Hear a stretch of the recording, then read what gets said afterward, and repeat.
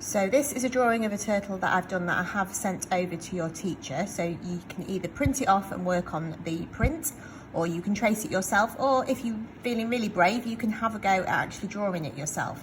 And what we're going to do is I'm going to show you how to create tone, which is when we add shading or colour to make something look three-dimensional. Okay, and we're going to do part of it in pencil. So if I zoom in here, look, you can see we're going to do some pencil shading on that front flipper and the head.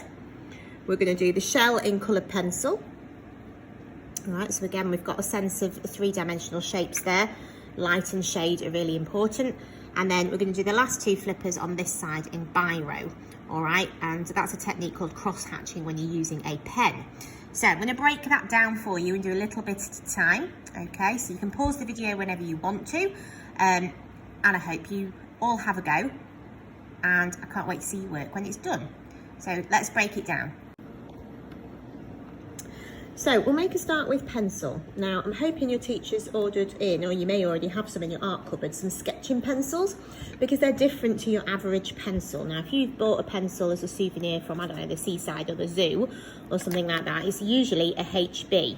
Now when you use sketching pencils, you'll notice some have got H on and some have got B. So the H stands for hard, which means the lead is incredibly hard, and no matter how hard you press on, you will always get a really fine, quite a pale grey line, but because the lead's hard, it really does leave an indentation in your paper.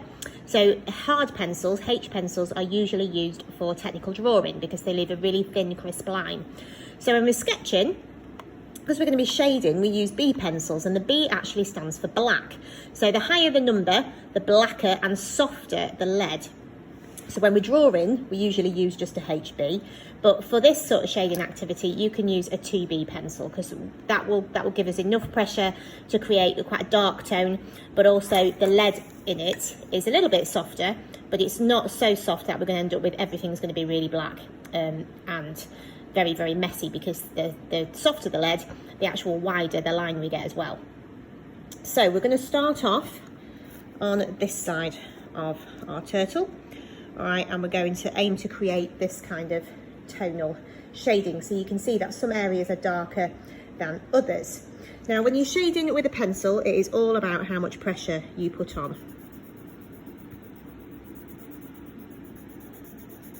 So I can press on really, really, really hard, and then gradually take the pressure off, and I'm hardly pressing on at all, and the pencil will make marks on its own, but I can then fade it into the colour of the paper. Okay, and you can't see the lines that my pencil's made, so it's not scribbly, it's nice and smooth. All right, so let's take it to our turtle. So I want these scales on the turtle to be darker.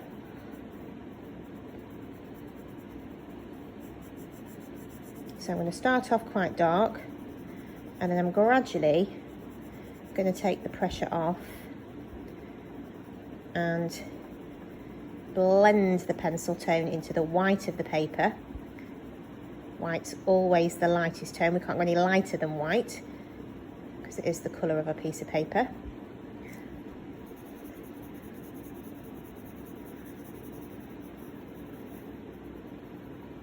And that should give us a nice shaded scale. So I'm going to do that on each one.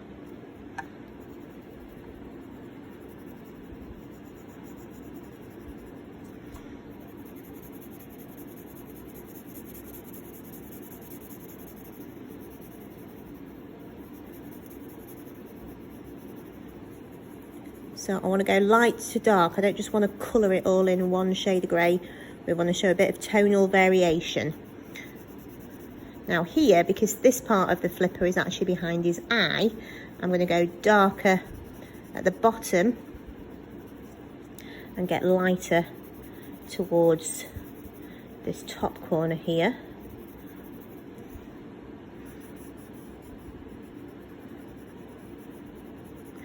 And then back to dark to light along this side. Now, when you're doing a lot of tonal pencil drawing, you can, now I always tell students not to smudge with their fingers. The lead will smudge, but what you don't want to do is smudge so much you end up with it all over your fingers and you get fingerprints all over your work. But you can actually do something, we call it blending rather than smudging. Now you can use a cotton bud, which is great, Or you can just use a little bit of screwed up paper towel so it comes to a point. And if I do that carefully, I can get a little bit of grey, quite light grey tone, into that white of the flipper in between the scales. And I can do that really gently without actually smudging all of my work. Okay, so if I just go back to the finished one, can you see how I've managed to sort of blend the tone in a little bit, so I haven't got the white of the paper coming through my flipper. So we're going to continue with the scales that way, but also, because like I said, this flipper is behind the head of the turtle, we're going to give that a little bit of shadow, and it's also coming out from under the shell, where again there would be shadow from that shell. So we're going to start darker on this side. Okay, and again I'm going to start to take the pressure off my pencil now. Try and go in the direction of the shape as well, so I'm going to go along this way.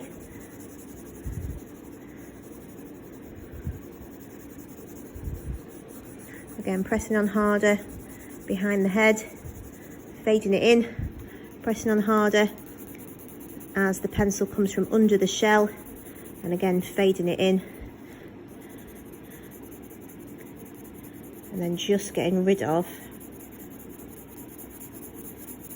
those sort of sketchy pencil lines, so keeping it nice and smooth. And again, I can use my paper towel then just to blend that a little bit.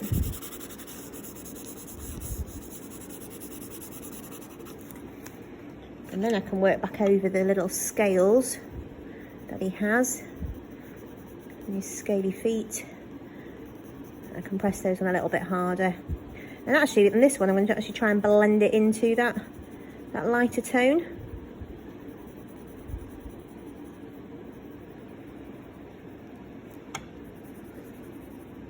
So again, here I want to be darker.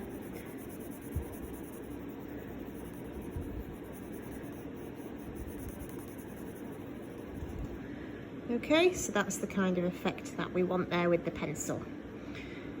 Okay, now when you come to the head, it is a little bit more tricky. Let's just have a look at what it looks like. Okay, so you can see we've got sort of creases in the neck, so we've still got the light to dark on the scales. Okay, and you can pop this image up on the board, so I'll freeze this video on the turtle photograph for you, so you can actually have a look at and copy where I've done the tone. Okay, but you can see here we've got creases in the neck, so we need a bit of tone there, so that's quite important that we fade that from quite dark to light. Okay, so let's go in and perhaps start there. It might be a little bit easier. So again, going in the direction of the shape, nice long pencil marks. Nice, start off really light. We can always go darker. It's much difficult to lighten it once we've actually put lots of tone on.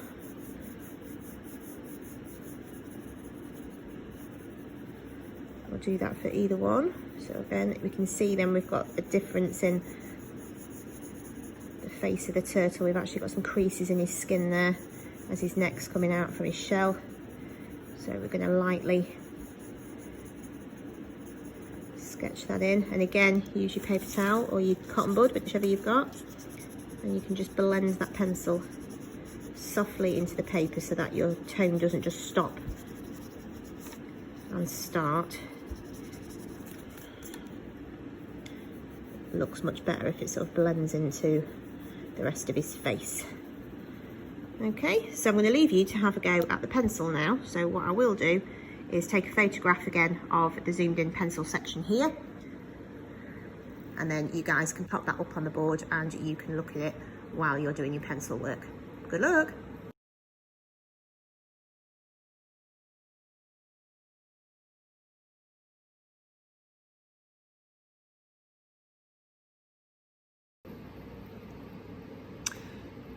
Right, so let's move on to the coloured pencil. Now, you don't have to use green, you don't have to use blue, you can use any colour combination you like, really.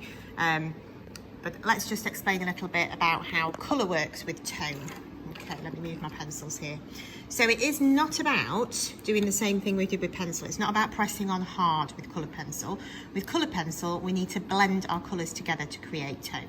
So if we just move back over here, can you see how I've gone from a light blue to a dark blue to a dark green, okay, in each section of the shell, to show that actually that shell's quite bumpy, so you get the impression of a bit of texture and a bit of form to the actual shell.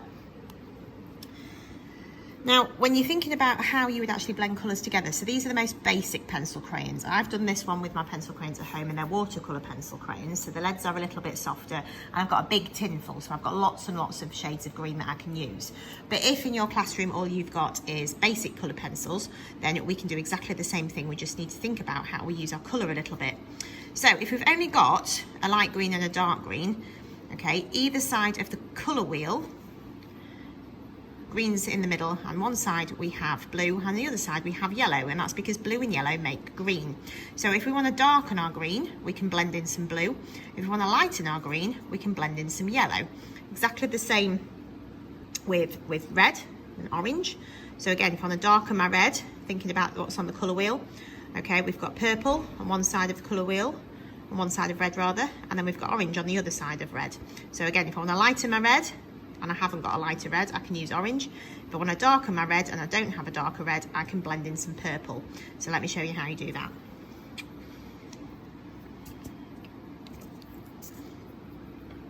So we'll start with a green. So I'm going to blend, and quite lightly, I'm not pressing on too hard. So like I said, it's not about pressing on harder.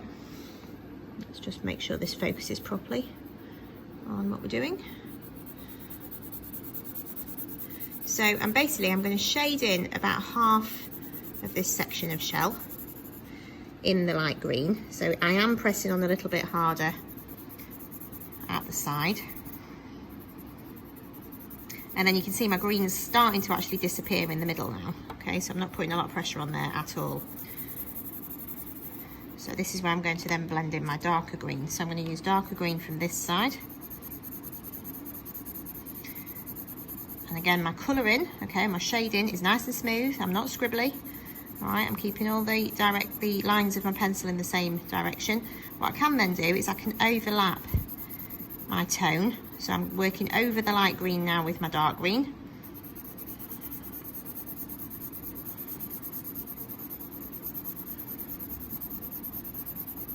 Now, like I said, watercolour pencils, the leads are softer and your tone will be far better. So I will email your teacher before this and ask if they can order some in, because they are far nicer to use, just because the lead's softer, because they're water soluble, so you can actually use a paintbrush over the top. But we're not going to do that today because we're just trying to create some tone. We're not going to get messy with paint. So I can go back to my light green and work back over it again, particularly down here. I will do a red and an orange one in a moment to show you as well. Now, again, like I said, if you want to go darker with that, I can blend in a little bit of blue down here. Okay, so starting off pressing on quite firmly and then gradually lightening that. But if I did have paints and I wanted a darker green, I would mix in a bit more blue. So we do the same thing with colour pencils. Okay, so there you can see we've got a section of the shell going from light to dark, but with colour. So let's do the same sort of thing with the red, the orange. Let's try 3 colours again this time then. So let's do this little bit. So we're going to start with orange. I'm going to shade a bit of orange, okay, gradually getting lighter so that my orange disappears into the paper. Okay, I'm then going to move to red. So I'll start red in the middle. So I'll press on quite firmly in the middle here, and then I'll get lighter and lighter till I overlap my orange. Okay, so it should blend. We shouldn't have a stripe here where the red stops and the orange starts. We should overlap.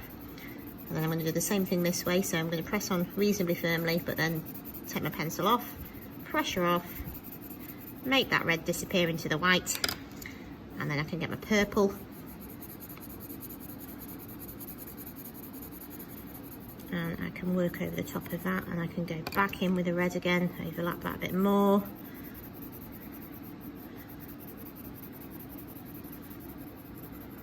And there we go. Okay, so again, I will photograph the shell, okay, and you can hit pause and you can have a go at the coloured section, and then we'll move on to biro.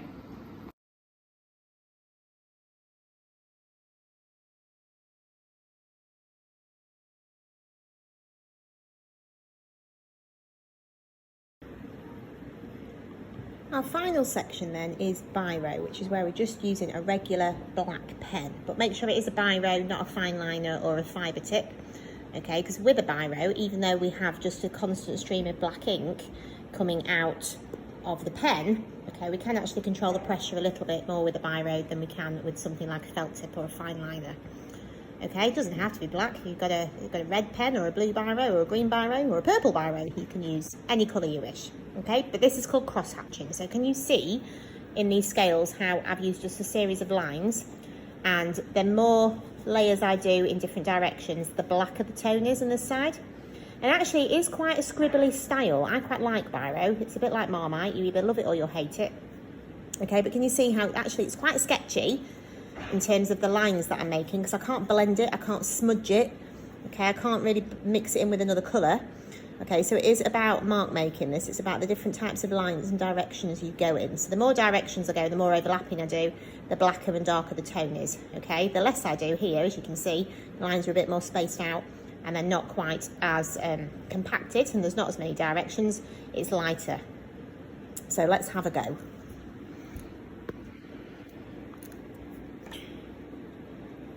So again, this is quite sketchy. Quite a lot of people think that they have actually got to do lines like this, and that's not how we do it. So it is perhaps maybe the only time where I say try and keep it quite scribbly, but also try and keep within the outline of the little scales that you've got. So same sort of thing as if we were doing it with a pencil. I'm pressing on quite hard, and then I am taking the pressure off with a biro, because it does start to sort of give you the effect a bit like when your pen's running out, which works quite well when you're using pen to draw with. But again, the more directions I go in, look, and the more overlapping I do, okay, the better the impression of tone is that I get. So some people get a little bit carried away with this and end up colouring the whole thing in, which is not really what it's about. So please obviously outline your scales. So again, you can rewind this video as many times as you like to watch this again and again. I will just do a couple more. So with the little ones, I'm literally doing 2 sort of different directions. I'm not doing loads and loads. With the big ones, I can go to town a little bit more.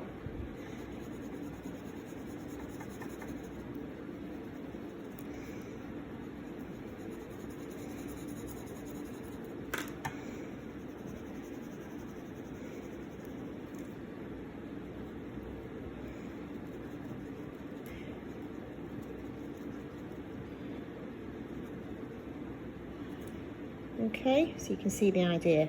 So what I'll do now is I'll photograph the 2 leftover bits of your turtle to do the flippers. You can hit pause and you can have a go.